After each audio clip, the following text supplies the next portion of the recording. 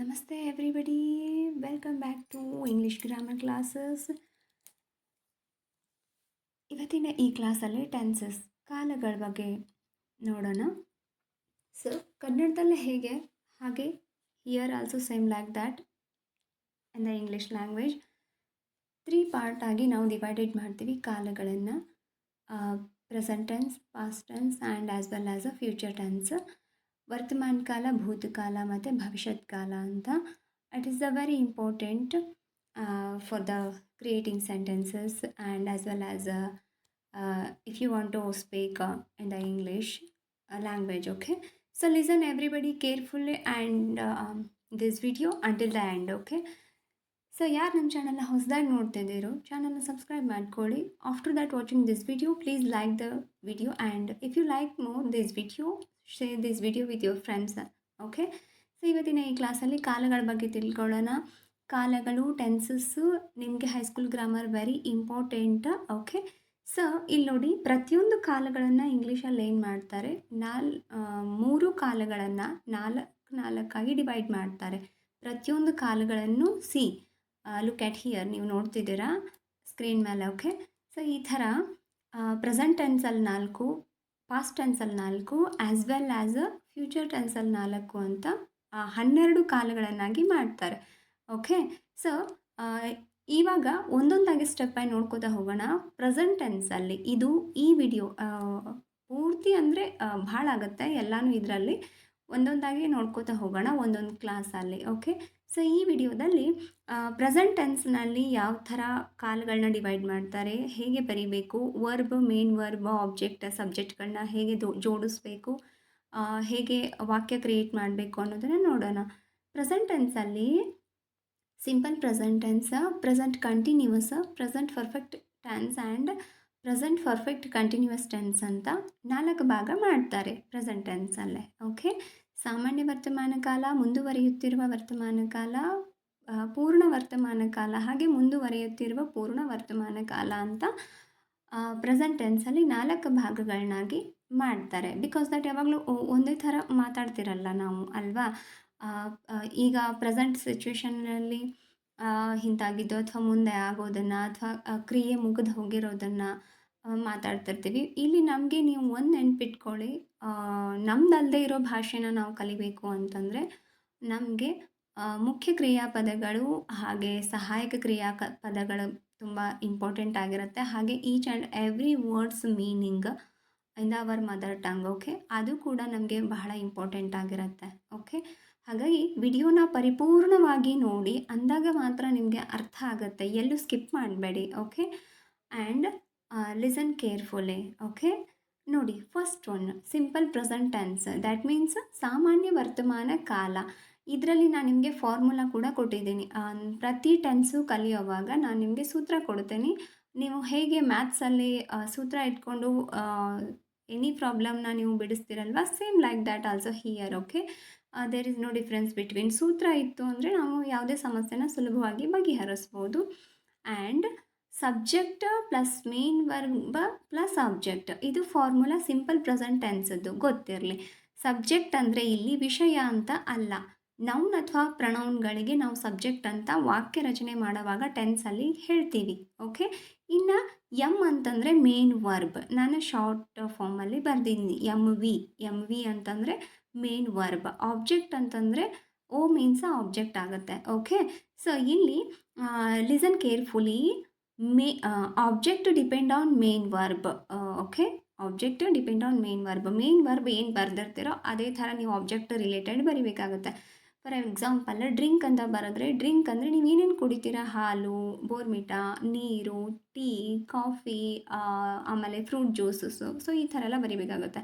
Drink ಅಂತ ಬರೆದು book ಆಗಲಿ, ಟೇಬಲ್ ಆಗಲಿ ಅಥವಾ ಚೇರ್, ಮಾರ್ಕೆಟ್ ಈ ಥರ ಬರೆದ್ರೆ ತಪ್ಪಾಗುತ್ತೆ. ಓಕೆ, ಹಾಗಾಗಿ ಮೇನ್ ವರ್ಬ ಮತ್ತು ಆಬ್ಜೆಕ್ಟು ಸಬ್ಜೆಕ್ಟು ಎಲ್ಲ ಕರೆಕ್ಟಾಗಿ ಇರಬೇಕಾಗತ್ತೆ. ನೀವು ವಾಕ್ಯಗಳನ್ನ ನೋಡಿದ್ರಿ ಇವಾಗ. ಓಕೆ, ಸಿಂಪಲ್ ಪ್ರೆಸೆಂಟ್ ಟೆನ್ಸಲ್ಲಿ ನೋಡ್ಕೊಳ್ಳಿ ಹೇಗೆ ಬರ್ತದೆ ವಾಕ್ಯಗಳು ಅಂತ.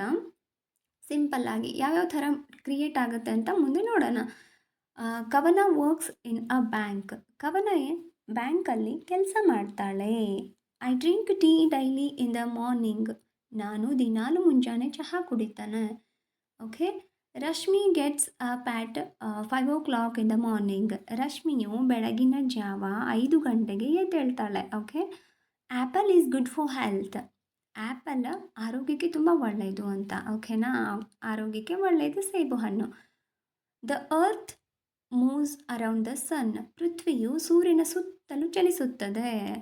Isn't it? Yeah. Lotus is our national flower. ಕಮಲವು ನಮ್ಮ ರಾಷ್ಟ್ರೀಯ ಹೂವಾಗಿದೆ. ಓಕೆ. ಸೊ ಈ ಥರ ಇಲ್ಲಿ ನೋಡಿ, ಈ ವಾಕ್ಯಗಳನ್ನ ಸರಿಯಾಗಿ ಗಮನಿಸಿ. ಇವು ಎಲ್ಲೂ ಚೇಂಜಸ್ ಆಗಲ್ಲ ಅಲ್ವಾ. ಸೂರ್ಯ ನೋಡಿ ಯಾವಾಗಲೂ ನೋಡಿ, ಪೃಥ್ವಿ ಯಾವಾಗಲೂ ಸೂರ್ಯನ ಸುತ್ತುತ್ತಾ ಇದೆ. ಅದು ಎನಿ ಕಂಡೀಷನ್ ತನ್ನ ದಿಕ್ಕನ್ನು ಬದಲಾಯಿಸಲ್ಲ. Any time, whatever, whenever, okay, wherever. Okay ನೋಡಿ, ಅದು ಅದರದೇ ಪಥದಲ್ಲಿ ತಿರುಗ್ತಾ ಇರುತ್ತೆ ಸೂರ್ಯನ ಸುತ್ತಲೂ. ಇನ್ನು ಲೋಟಸ್ ನಮ್ಮ ನ್ಯಾಷನಲ್ ಫ್ಲವರ್. ಓಕೆ. ಸೊ ಸೇಬು ಹಣ್ಣು ಯಾವಾಗಲೂ ಆರೋಗ್ಯಕ್ಕೆ ಒಳ್ಳೆಯದೇ. ಇನ್ನೊಂದು 10 ವರ್ಷ 100 ವರ್ಷ ಬಿಟ್ಟರೂ ಕೂಡ ಅದೇನು ವಿಷ ಆಗಲ್ಲ, ಒಳ್ಳೆಯದಾಗೇ ಇರ್ತದೆ. ಹಾಗೆ ಸಾಮಾನ್ಯ ವರ್ತಮಾನ ಕಾಲದಲ್ಲಿ ಯಾವ ಥರ ವಾಕ್ಯಗಳನ್ನ ನಾವು ಬಳಸಬೇಕು ಅಂತಂದರೆ, ಅದು ಯಾವಾಗಲೂ ಬದಲಾಗಲ್ಲ, ಯಾವಾಗಲೂ ಪ್ರತಿದಿನ ನಡೆಯುವಂತಹ ಕೆಲಸಗಳು. ಫಾರ್ ಎಕ್ಸಾಂಪಲ್, ಈಗ ಪ್ರತಿಯೊಂದು ಜಾಬ್ ಇರ್ಬೋದು, ತಾಯಿದಿರ್ಬೋದು, ತಂದೆದಿರ್ಬೋದು, ಮನೆಯಲ್ಲಿ ಮಾಡೋ ಕೆಲಸಗಳಿರ್ಬೋದು, ಆಫೀಸಲ್ಲಿ ಮಾಡೋದು, ಅವೆಂದೂ ಚೇಂಜಸ್ ಆಗಲ್ಲ ಅಲ್ವಾ.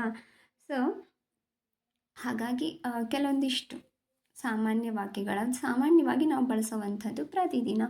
ಆ್ಯಂಡ್ ದೆನ್ ನೋಡಿ, ನೆಕ್ಸ್ಟು ಯಾವ ಥರ ಬರಿಬೇಕು ನಾವು ವಾಕ್ಯಗಳ ರಚನೆಯನ್ನು ಅಂತಂದರೆ ನೋಡಿ, ಸಿಂಪಲ್ ಪ್ರೆಸೆಂಟ್ ಟೆನ್ಸಲ್ಲಿ the verb in its original form follow the pronouns I, you, we, they ಇದ್ರೆ ಏನು ಮಾಡಬೇಕು ನೋಡಿ.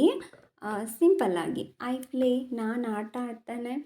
ವಿ ರೀಡ್, ನಾವು ಓದ್ತೇವೆ. ವಿ ಸಿಂಗ್, ಯು ಸಿಂಗ್, ನೀನು ಅಥವಾ ನೀವು ಹಾಡ್ತೀರಾ. ದೇ ವರ್ಕ್, ಅವರು ಕೆಲಸ ಮಾಡ್ತಾರೆ. ನೋಡಿ, ಇಂಗ್ಲೀಷಲ್ಲಿ ಯಾವಾಗಲೂ ನೀನು ಮತ್ತು ನೀವು ಹೇಳಲಿಕ್ಕೆ it is a respected language, ಅದು ಯು ಅಂತಲೇ ಬಳಸ್ತಾರೆ. ಓಕೆ. ಫಸ್ಟ್ ಪರ್ಸನ್ ಇಲ್ಲಿ ನೋಡಿ, ಸಿಂಗ್ಯುಲರ್ ಇದ್ದರೆ ದೇ, ಮತ್ತು ಪ್ಲ್ಯೂರಲ್ ಇರಲಿ, ಸಿಂಗ್ಯುಲರ ಪ್ಲ್ಯೂರಲ್ಲ, first person third person second person third person ನಿಮಗೆ ಗೊತ್ತಿದೆ ಅಂದ್ಕೊಳ್ತೇನೆ ನಾನು. ಗ್ರಾಮರ್ ನೀವು ಕ್ಲಾಸಲ್ಲಿ ಮಾಡಿದರೆ ಗೊತ್ತಾಗುತ್ತೆ. ಓಕೆ. ಸೊ ನೋಡ್ತಾ ಇರಿ. ಆ್ಯಂಡ್ ನೆಕ್ಸ್ಟ್ ನೋಡಿ, ಇದು ಆಯ, ಉಯ್ಯ, ಯುವ, ದೇಗೆ ಮೇನ್ ವರ್ಬ್ ನೋಡಿ. ಪ್ಲೇ, ರೀಡ್, ಸಿಂಗ್, ವರ್ಕ್, ಅಲ್ಲೆಲ್ಲೂ ಎಸ್ ಪ್ರತ್ಯಯಗಳು ಬಂದಿಲ್ಲ.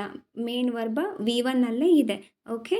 ಸೊ ನೆಕ್ಸ್ಟ್ ನೋಡಿ, when the verb follows the pronouns of third person singular in the following spelling rules should be observed. ನೋಡಿ, third person singular, that means he, she, ಇಟ್ಟಿಗೆ main ವರ್ಬ್ಸ್ಗೆ S ಪ್ರತ್ಯಯ ಬರಲೇಬೇಕು. Okay.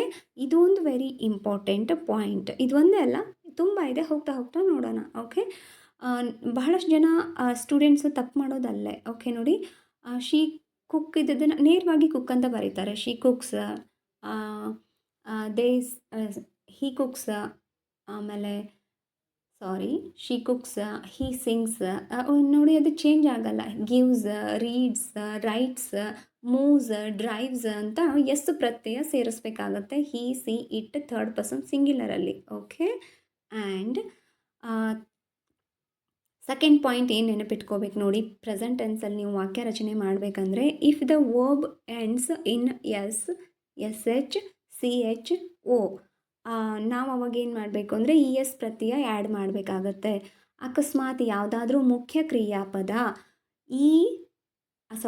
S, S H, C H, O ಇಂದ end ಆಗಿದ್ದರೆ, ಮುಖ್ಯ ಕ್ರಿಯಾಪದ ಈ ಅಕ್ಷರಗಳಿಂದ ಎಂಡ್ ಆಗಿದ್ದರೆ ಅವುಗಳಿಗೆ ನಾವು ಇ ಎಸ್ ಪ್ರತ್ಯಯ ಸೇರಿಸಿ ಬರಿಬೇಕಾಗತ್ತೆ.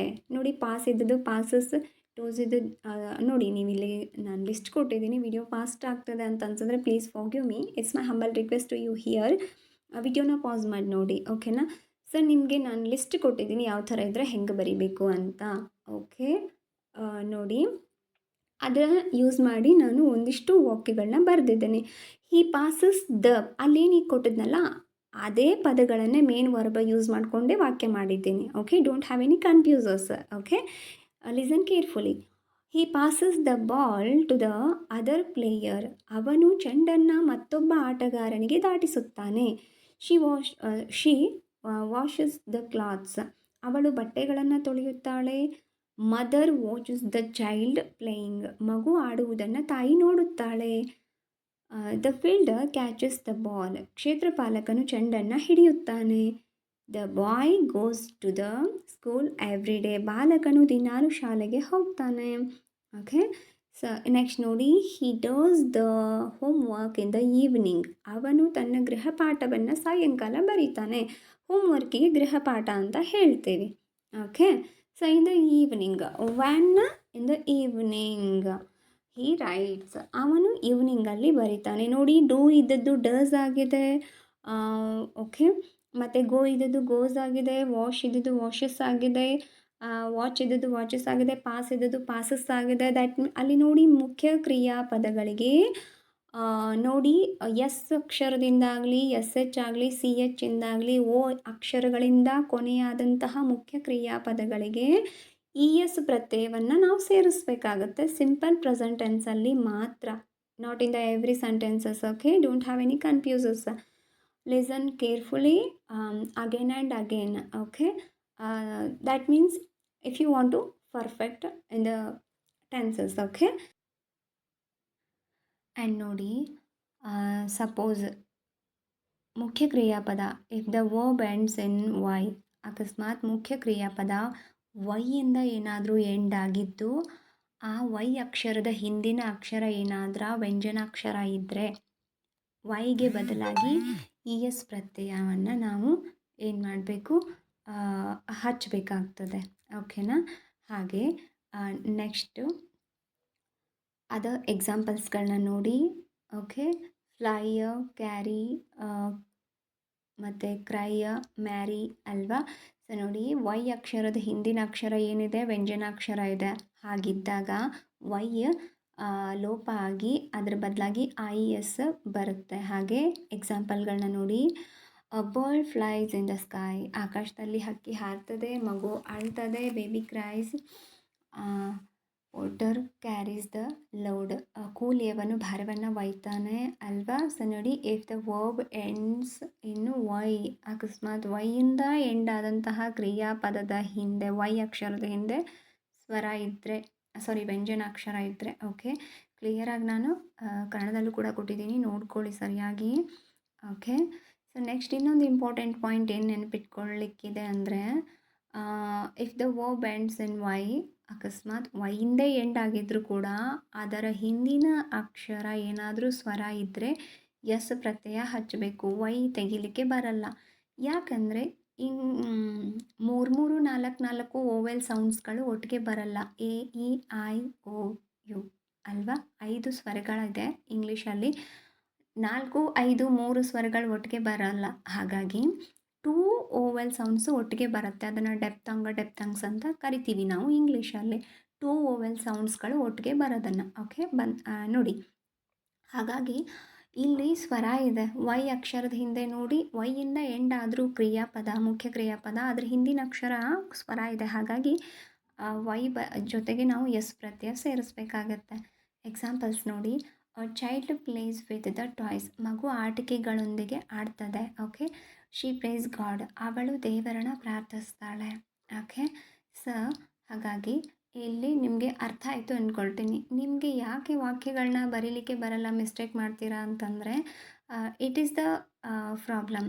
ಎಲ್ಲಿ ಎಸ್ ಪ್ರತ್ಯಯ ಹಚ್ಚಬೇಕು, ಎಲ್ಲಿ ಐ ಎಸ್ ಹಚ್ಚಬೇಕು, ಎಲ್ಲಿ ಇ ಡಿ ಪ್ರತ್ಯಯ ಹಚ್ಚಬೇಕು, ಎಲ್ಲಿ ಐ ಎನ್ ಜಿ ಸೇರಿಸ್ಬೇಕು, ನಿಮಗೆ ಅದೇ ಕನ್ಫ್ಯೂಸ್ ಇರುತ್ತೆ. ಹಾಗಾಗಿ ಸರಿಯಾಗಿ ನೋಡ್ಕೊಳ್ಳಿ, ಎಲ್ಲಿ ಸ್ವರ, ವ್ಯಂಜನ, ಸೌಂಡ್ಸ್ಗಳು ಹೇಗೆ ನಾವು ತೊಗೋಬೇಕು ಅನ್ನೋದನ್ನು. ಓಕೆ, ಸೌಂಡ್ಸ್ಗಳ ಮೇಲೆ ನಾವು ವಾಕ್ಯಗಳನ್ನ, ಪದಗಳನ್ನ ಕ್ರಿಯೇಟ್ ಮಾಡಬೇಕಾಗತ್ತೆ, ಶಬ್ದಗಳ ಜೋಡಣೆಯನ್ನು. ಓಕೆ, ನೆಕ್ಸ್ಟ್ ನೋಡಿ, ಪ್ರೆಸೆಂಟ್ ಟೆನ್ಸದ ಹೆಲ್ಪಿಂಗ್ ವರ್ಬ್ಸು.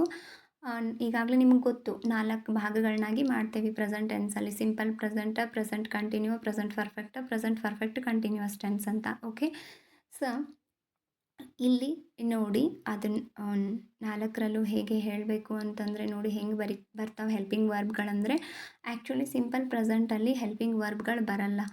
ಬರೋದು ಡೂ ಡಸ್ಗಳು ಬರುತ್ತೆ. ಅದು ಯಾವಾಗ ಬಳಸ್ತೀವಿ ಡೂ ಡಸ್ಗಳನ್ನ ಅಂದರೆ, ನೆಗೆಟಿವ್ ಅಥವಾ ನೆಗೆಟಿವ್ ಇಂಟ್ರೋಗೇಟಿವ್ ಮಾಡೋವಾಗ ನಾವು ಬಳಸ್ತೀವಿ ಡೂ ಡಸ್ಗಳನ್ನ. ಓಕೆ, ಮತ್ತು ಇಂಪಾರ್ಟೆಂಟ್ ಇನ್ನೊಂದು ಪಾಯಿಂಟ್ ಅಂದರೆ, ಡೂ ಡಸ್ಗಳು ಬರೀ ಹೆಲ್ಪಿಂಗ್ ವರ್ಬ್ ಅಲ್ಲ, ಮೇನ್ ವರ್ಬ್ ಆಗಿ ಕೂಡ ಅದು ಯೂಸ್ ಆಗುತ್ತೆ. ಟು ಬಿಯಲ್ಲಿ ನೋಡಿ, ಅಂದರೆ ಕಂಟಿನ್ಯೂ ನಡೀತಿರ್ಬೇಕಾದ್ರೆ ಪ್ರೆಸೆಂಟ್ ಕಂಟಿನ್ಯೂವಸಲ್ಲಿ ಆಯ ಉಯ್ಯ ಯುವ ಆರ್ಗೆ ನಾವು ಆರ್ ಬಳಸ್ತೀವಿ, ಸಾರಿ ದೇಗೆ. ಆಯ ಉಯ್ಯ ಯುವ ದೇಗೆ ಆರ್ ಬಳಸ್ತೀವಿ ಹೆಲ್ಪಿಂಗ್ ವರ್ಬ್. ಹಾಗೆ ಥರ್ಡ್ ಪರ್ಸನ್ ಸಿಂಗ್ಯುಲರ್ ತೃತೀಯ ಪುರುಷ ಏಕವಚನ ಹಿ ಶಿ ಇಟ್ಟಿಗೆ ಈಸ್ ಬಳಸ್ತೀವಿ. ಹಾಗೆ ಟು ಹ್ಯಾವ್ ಇದ್ದಾಗ ಆಯ ಉಯ್ಯ ಯುವ ದೇಗೆ ಹ್ಯಾವ್ ಬರುತ್ತೆ. ಥರ್ಡ್ ಪರ್ಸನ್ ಸಿಂಗ್ಯುಲರ್ಗೆ ಹಿ ಶಿ ಇಟ್ಗೆ ಹ್ಯಾಸ್ ಬರ್ತದೆ. ಓಕೆ, ಆಯ್ ಮತ್ತು ನೋಡಿ ಡೂ ಡಸ್ ಆಯ ಉಯ್ಯ ಯುವ ದೇಗೆ ಡೂ ಬಳಸಿದ್ರೆ ಹಿ ಶಿ ಇಟ್ ಇದು ಥರ್ಡ್ ಪರ್ಸನ್ ಸಿಂಗ್ಯುಲರ್, ಇದಕ್ಕೆ ಡಸ್ ಬಳಸ್ತೀವಿ. ನಿಮಗೆ ಈ ಫಸ್ಟ್ ಪರ್ಸನ್ನು ಸೆಕೆಂಡ್ ಪರ್ಸನ್ನು ಥರ್ಡ್ ಪರ್ಸನ್ನು ಸಿಂಗ್ಯುಲರ ಪ್ಲ್ಯೂರಲ್ಲ ಏನು ಅಂತ ಕನ್ಫ್ಯೂಸ್ ಮಾಡ್ಕೊಳ್ಬೇಡಿ. ಸೆಂಟೆನ್ಸ್ ಕ್ರಿಯೇಟ್ ಮಾಡ್ತಾ ಮಾಡ್ತಾ ಖಂಡಿತ you can learn, definitely you will learn each and every point. Okay, how to create the sentences, every point ಕಲಿತೀರಾ. ಓಕೆ, ಈಗ ಇಷ್ಟು ತಿಳ್ಕೊಳ್ಳಿ. First person second person third ಪರ್ಸನ್ನ ಸಿಂಗ್ಯುಲರ ಪ್ಲ್ಯೂರಲ್. ಸಿಂಗ್ಯುಲರ್ ಅಂದರೆ ಏಕವಚನ, ಪ್ಲ್ಯೂರಲ್ ಅಂದರೆ ಬಹುವಚನ. ಓಕೆ, ಆಯ್ ಅಂದರೆ ನಾನು, ಉಯ್ ಅಂದರೆ ನಾವು ಅಲ್ವಾ. ಹಾಗೆ ಹಿ ಶಿ ಇಟ್ ಅವನು ಅವಳು ಅದು. ನೋಡಿ ದೇ ಅಂದಾಗ ಅವರು, ಅಲ್ಲಿ ಎಲ್ಲರೂ ಬರ್ತಾರೆ. ಪ್ರಾಣಿ ಇರ್ಬೋದು, ಪಕ್ಷಿಗಳಿರ್ಬೋದು, ಮನುಷ್ಯರಿರ್ಬೋದು, ಸ್ಥಳಗಳ ಹೆಸರಿರ್ಬೋದು, ವಸ್ತುಗಳ ಹೆಸರಿರ್ಬೋದು, ಮೋರ್ ದೆನ್ ಟು. ಓಕೆ, ಅದಕ್ಕಿಂತ ಹೆಚ್ಚಿಗೆ ಇದ್ದರೆ ಅದು ನಾವು ದೇ ಅಂತ ಬಳಸ್ತೀವಿ ಅಲ್ಲಿ ಹೇಳೋವಾಗ ಅಲ್ವಾ. ಹಾಗಾಗಿ ನೋಡಿ ಯಾವ್ಯಾವ್ದು ಹೆಲ್ಪಿಂಗ್ ವರ್ಬ್ಗಳನ್ನ ಎಲ್ಲಿ ಬಳಸಬೇಕು ಅಂತ ಕ್ಲಿಯರಾಗಿ ವಿಡಿಯೋನ ಮತ್ತೊಂದು ಸತಿ ನೋಡಿ ಬರೆದು ಪ್ರಾಕ್ಟೀಸ್ ಮಾಡ್ಕೊಳ್ಳಿ. ಡೆಫಿನೆಟ್ಲಿ ನಿಮಗೆ ಅರ್ಥ ಆಗುತ್ತೆ. ಇದನ್ನು ನೀವು ಸರಿಯಾಗಿ ತಿಳ್ಕೊಂಡು ಅರ್ಥ ಮಾಡಿಕೊಂಡ್ರೆ ನಿಮಗೆ ಮುಂದೆ ವಾಕ್ಯ ರಚನೆ ಖಂಡಿತ ಅರ್ಥ ಆಗುತ್ತೆ. Totally helping verbs in the present ಟೆನ್ಸಲ್ಲಿ ಅಂದರೆ ಪ್ರೆಸೆಂಟ್ ಟೆನ್ಸನ್ನು 4 ಭಾಗ ಮಾಡ್ತೀವಿ. 4 ಭಾಗದಲ್ಲೂ ನೋಡಿ ಹೆಲ್ಪಿಂಗ್ ವರ್ಬ್ಗಳು do, does, is, am, are, have, has, have been, has been ಬರುತ್ತೆ. Have been and has been ಬರುತ್ತೆ. ಹ್ಯಾವ್ ಬೀನ್ ಹ್ಯಾಸ್ ಬೀನ್ ಯಾವಾಗ ಬಳಸ್ತೀವಿ? ಪ್ರೆಸೆಂಟ್ ಪರ್ಫೆಕ್ಟ್ ಕಂಟಿನ್ಯೂಸ್ ಟೆನ್ಸಲ್ಲಿ ಬಳಸ್ತೀವಿ. ದ್ಯಾಟ್ ಮೀನ್ಸ್ ಮುಂದುವರಿಯುತ್ತಿರುವ ಪೂರ್ಣ ವರ್ತಮಾನ ಕಾಲದಲ್ಲಿ. ಓಕೆ, ಲಾಸ್ಟಲ್ಲಿ ಬರ್ತದೆ. ಓಕೆ, ಇವುಗಳನ್ನ ನೀವು ಸರಿಯಾಗಿ ಕಲಿತ್ರೆ ನಿಮಗೆ ಖಂಡಿತ ನೋಡಿ ಟೆನ್ಸ್ ಎಷ್ಟು ಇಂಪಾರ್ಟೆಂಟ್ ಗೊತ್ತಾ. ಮುಂದೆ ನೀವು ರಿಪೋರ್ಟೆಡ್ ಸ್ಪೀಚ್ ಮಾಡಬೇಕಾದ್ರೂ ಕೂಡ ನಿಮಗಿದು ಬೇಕಾಗ್ತದೆ. ಓಕೆ, ಟೆನ್ಸ್ಗಳು ಬಹಳ ಇಂಪಾರ್ಟೆಂಟ್ ಇರುತ್ತೆ. ಓಕೆ, ಎಲ್ಲದಕ್ಕೂ ಡೈರೆಕ್ಟ್ ಆ್ಯಂಡ್ ಇಂಡೈರೆಕ್ಟ್ ಸ್ಪೀಚ್ ಇರ್ಬೋದು, ಮತ್ತು ಡಿಗ್ರೀಸ್ ಆಫ್ ಕಂಪ್ಯಾರಿಸನಲ್ಲಿರ್ಬೋದು, ಬಹಳ ಇಂಪಾರ್ಟೆಂಟ್ ಆಗುತ್ತೆ. ಹಾಗಾಗಿ ದಯವಿಟ್ಟು ಚೆನ್ನಾಗಿ ನೋಡಿ ಮತ್ತೊಂದು ಸತಿ ವಿಡಿಯೋನ. ಐ ಹೋಪ್ ನಿಮಗೆ ಅರ್ಥ ಆಗಿದೆ ಅಂದ್ಕೊಳ್ತೀನಿ each and every point what I am saying in this video. ಹಾಗೆ ಆ್ಯಕ್ಟಿವೈಸ್ ಪ್ಯಾಸಿವೈಸ್ ಮಾಡಲಿಕ್ಕೂ ನಿಮಗೆ ಟೆನ್ಸಸ್ ಬಹಳ ಇಂಪಾರ್ಟೆಂಟ್ ಆಗಿರುತ್ತೆ. ಇದರ ಮುಂದಿನ ವಿಡಿಯೋದಲ್ಲಿ ಇನ್ನೂ ಹೆಚ್ಚು ವಾಕ್ಯಗಳ ಜೊತೆಗೆ ಇದೇ ಪ್ರೆಸೆಂಟ್ ಟೆನ್ಸಲ್ಲೇ. ಓಕೆ, ಪ್ರೆಸೆಂಟ್ ಟೆನ್ಸಲ್ಲೇ ಈ ಎಲ್ಲ ಹೆಲ್ಪಿಂಗ್ ವರ್ಬ್ಗಳ ಜೊತೆಗೆ ಮೇನ್ ವರ್ಬ್ಗಳನ್ನ ಹೇಗೆ ಬಳಸಬೇಕು, ಯಾವ ಥರ ವಾಕ್ಯ ಕ್ರಿಯೇಟ್ ಮಾಡಬೇಕು ಅಂತ ಹೆಚ್ಚಿನ ವಾಕ್ಯಗಳೊಂದಿಗೆ, ಒಂದು 10-20 ಅಷ್ಟೇ ಅಲ್ಲ, ಅದಕ್ಕಿಂತ ಹೆಚ್ಚಿನ ವಾಕ್ಯಗಳೊಂದಿಗೆ ಮುಂದಿನ ವಿಡಿಯೋದಲ್ಲಿ ಮತ್ತೆ ಮಾಡ್ತೀನಿ. ಮುಂದುವರೆದ ಭಾಗವನ್ನು ಸಿಗೋಣ ಮುಂದಿನ ವಿಡಿಯೋದಲ್ಲಿ. ಇಲ್ಲಿವರೆಗೂ ವಿಡಿಯೋನ ನೋಡಿದ್ದಕ್ಕೆ ಧನ್ಯವಾದಗಳು. ನಿಮಗೆ ಈ ವಿಡಿಯೋ ಇಷ್ಟ ಆಗಿದ್ದರೆ ಲೈಕ್ ಮಾಡಿ, ಬೇರೆಯವ್ರಿಗೂ ಸಹಾಯ ಆಗಲಿ ಈ ವಿಡಿಯೋನ ನಿಮ್ಮ ಫ್ರೆಂಡ್ಸ್ಗೆ ಶೇರ್ ಮಾಡಿ ಅಂತ ಹೇಳ್ತಾ, ನೋಡ್ತಾ ಇರಿ. 1 to 10th ಕ್ಲಾಸಸ್ಗಳ ಇದೆ. ಕನ್ನಡ ಇಂಗ್ಲೀಷ್ ಇರ್ಬೋದು, ಆಮೇಲೆ 5th ಕನ್ನಡ ಇಂಗ್ಲೀಷ್, ಹಾಗೆ ಪರಿಸರ ಗಣಿತ ಕ್ಲಾಸಸ್ಗಳಿದೆ. ಹೈಸ್ಕೂಲದ್ದು ಇಂಗ್ಲೀಷ್ ಮತ್ತು ಹಿಸ್ಟ್ರಿ ಕ್ಲಾಸಸ್ಗಳಿದೆ, ಮತ್ತು GK ಕ್ಲಾಸಸ್ಗಳು ಇದೆ. If you need it you can watch. Okay, thank you so much. ಸಿಗೋಣ ಮುಂದಿನ ವಿಡಿಯೋದಲ್ಲಿ ಮುಂದುವರೆದ ಭಾಗದೊಂದಿಗೆ. Thank you so much.